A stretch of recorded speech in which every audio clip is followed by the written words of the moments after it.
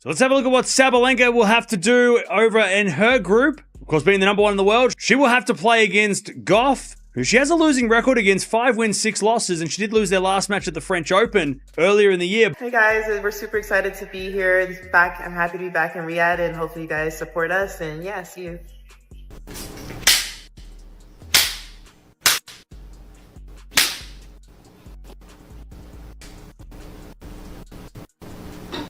In women's tennis, tension is building once more, and this time it's personal.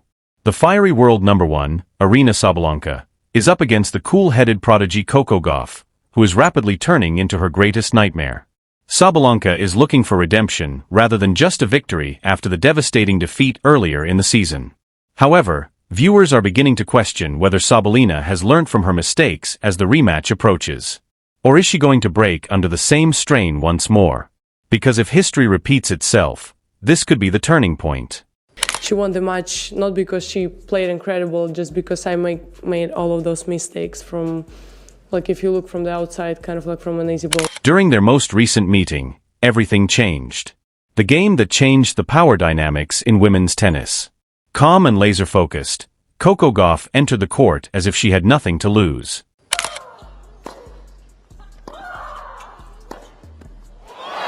However, as the current powerhouse and the one that everyone thought would rule, Sabalenka had the burden of expectations. The energy was tremendous from the first serve. Each rally tested the ability to maintain composure in the face of pandemonium. And it became evident who was in charge as the tension increased. Gauff never lost faith in himself. She studied Sabalenka's every move like a book and modified her strategy even when she was behind. The last few weeks, she was the favorite to win, so I think she was the best person that I could have played in the final. Her being number one in the world, she was the best person to play, so I think I got the hardest matchup just if you go off stats alone. Obviously, Iga being a champion here, it was going to be a tough match either way. But yeah, I think regardless of... The momentum had entirely changed by the last set. Once her greatest weapon, Sabalenka's strong ground strokes began to betray her. Frustration grew. Unintentional mistakes accumulated, and her feelings started to overflow. The fans went wild as Gauff won the last point, but Sabalenka's face said it all. Anger, pride, and disbelief all colliding at once. It wasn't merely a defeat. It was a moment of reckoning. But these reactions are natural. As an athlete, you're naturally competitive, and you hate to lose.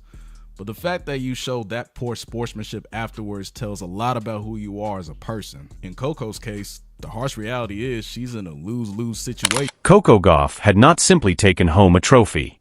She had debunked the myth of Sabalenka's supremacy. And Sabalenka knew it in her heart. However, she presented the world a different story rather than recognizing Gauff's genius.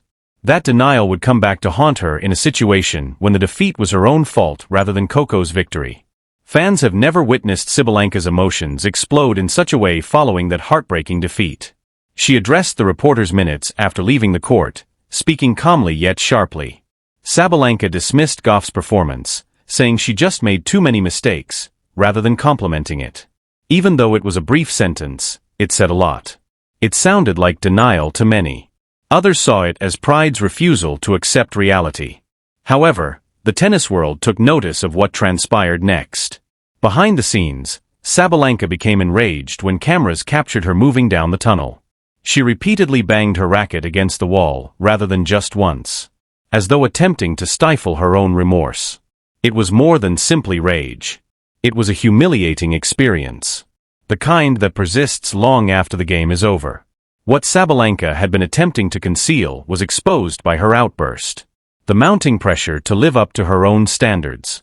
She was in competition with more than only Coco Gauff. She was at odds with herself. Each error felt more painful. Every loss is more intimate. And Sabalenka's confidence started to crumble while Gauff advanced with poise and poise. However, things took an unexpected turn at this point. The majority of the tennis community remained silent rather than denouncing her actions. Few others ventured to criticize her lack of sportsmanship, and the silence only made things worse. It was evident that Sabalenka's breaking point had come to define her reputation. The tennis community couldn't stop discussing what had happened in the days that followed. Videos of Sabalenka's rage went viral on social media. The stressful press conference, the broken racket, and the cold demeanor throughout her interviews. Some admirers expressed sympathy, claiming it demonstrated her enthusiasm and determination. Others referred to it as a blatant lack of sportsmanship. Coco Gauff stood in the middle of it all, poised, at ease, and unperturbed. I'm usually always happy on the court.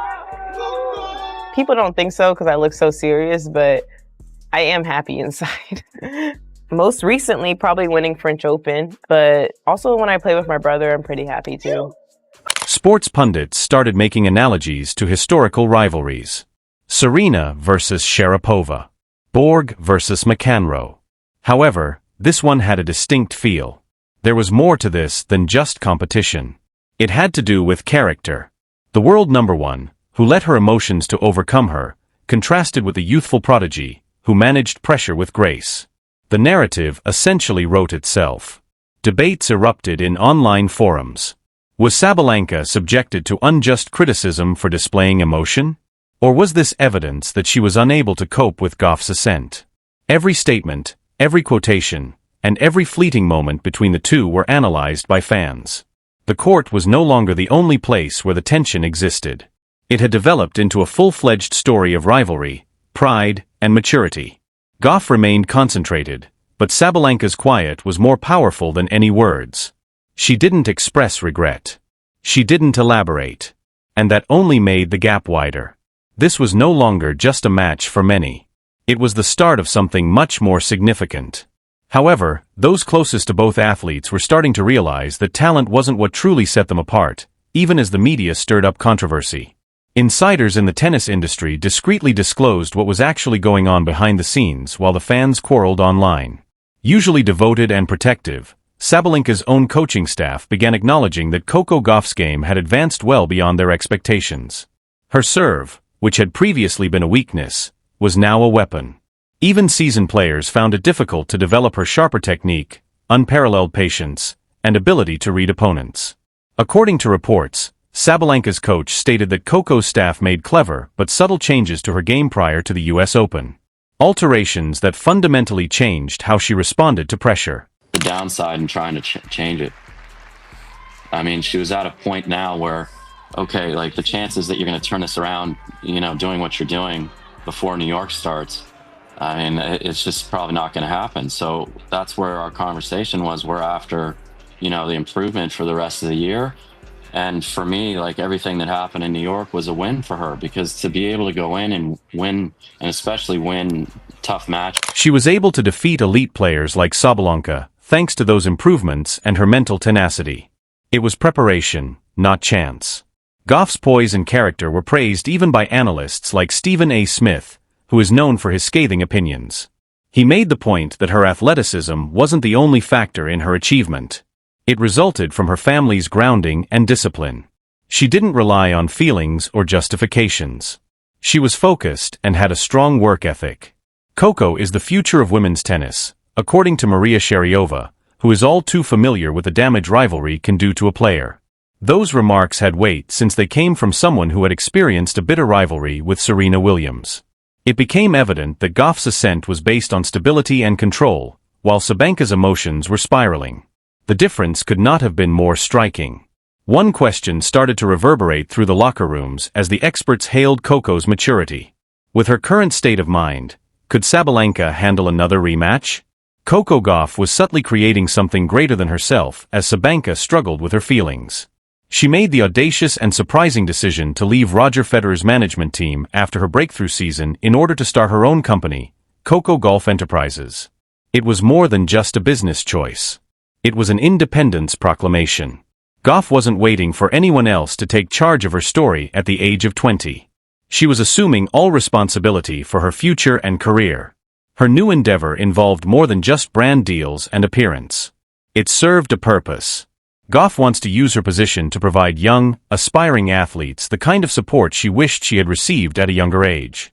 It was an obvious indication of her maturity. Gauff was already leaving a legacy, while others her age were still searching for security. She remained grounded, focused, and astonishingly self-aware off the court. Even though her serious game face makes others think differently, she frequently stated that tennis is what brings her the most joy. What sets her apart from so many of her competitors is her modest confidence and passion for the game. Gauff directs Sabalenka's emotions inward, turning stress into fuel, whereas Sabalenka's emotions frequently explode outside. Her influence also changed as her career did. Fans no longer only thought of Coco as a fantastic tennis player. They considered her to be the sport's future leader. Her trademark traits were self-control, discipline, and a desire to empower others.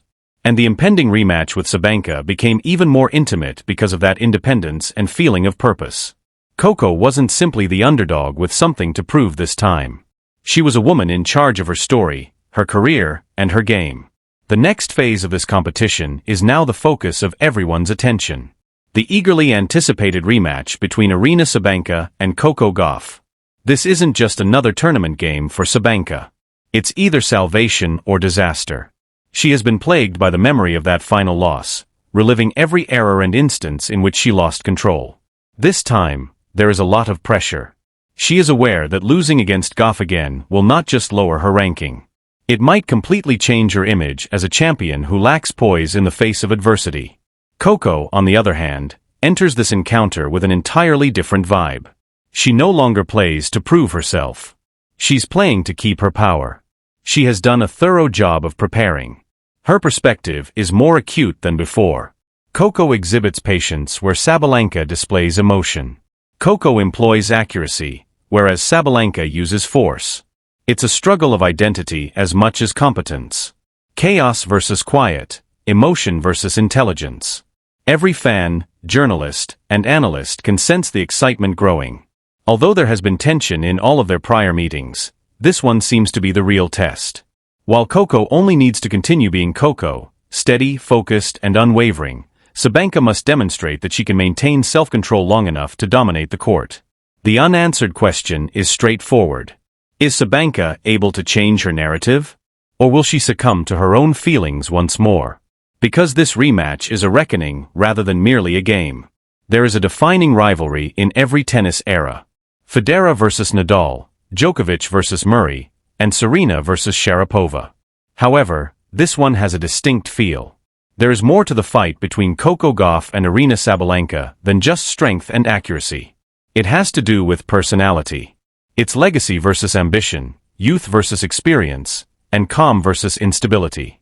In many respects, it's the rivalry that women's tennis has been longing for. The fact that they are diametrically opposed in every way is what makes it so captivating. Serena is unexpected, explosive, and plays with emotion. She lets forth a fiery yell when she triumphs. She displays her anguish when she loses. Coco, on the other hand, stands for authority. Her quiet, unwavering self-belief, which unnerves opponents who thrive on commotion, is the source of her confidence rather than noise. This rivalry has already started to be portrayed by the media as the conflict that will shape the upcoming 10 years. Additionally, this rivalry feels genuine in contrast to previous ones that depended on hype. There is genuine tension, genuine emotion, and genuine stakes in every game between them. It's evident in the way Sabalenka glares on the internet. Gauff's confident, wordless smirk in return. It's not animosity. There's more to it. Reciprocal acknowledgement. Each is aware of the other's obstruction of history. If this keeps happening, it might influence the story of women's tennis for years to come. These days, fans do more than just watch games. They are witnessing a narrative develop in real time. One based on pride, atonement, and the unwavering quest for greatness. And one thing is clear as their next encounter draws near. Rankings are no longer the only factor in this. It has to do with legacy. Here we are, then. Two athletes who are on opposing sides of the same fate. Aryna Sabalenka, the formidable figure attempting to demonstrate that emotion does not equate to weakness, and Coco Gauff, the poised young star who is redefining what it means to be a contemporary champion. Their rivalry has grown beyond simple rivalry. It represents the collision of two ideologies. Pride versus humility, calm versus chaos. However, the question of who will win is no longer the only one as the next game draws near. Who will learn? Will Sabalenka come to terms with the fact that Gauff's genius does not overshadow her own? Or will she continue to allow pride to impede her progress? And when the strain reaches its peak, will Coco be able to keep her unwavering composure? This rematch will undoubtedly be about more than just trophies. It's about respect, legacy, and the struggle to be authentic in front of the world. What do you think, then? Has Sabalenka learned her lesson at last? Or will Gauff's composed assurance reveal the weaknesses in her opponent's strategy once more?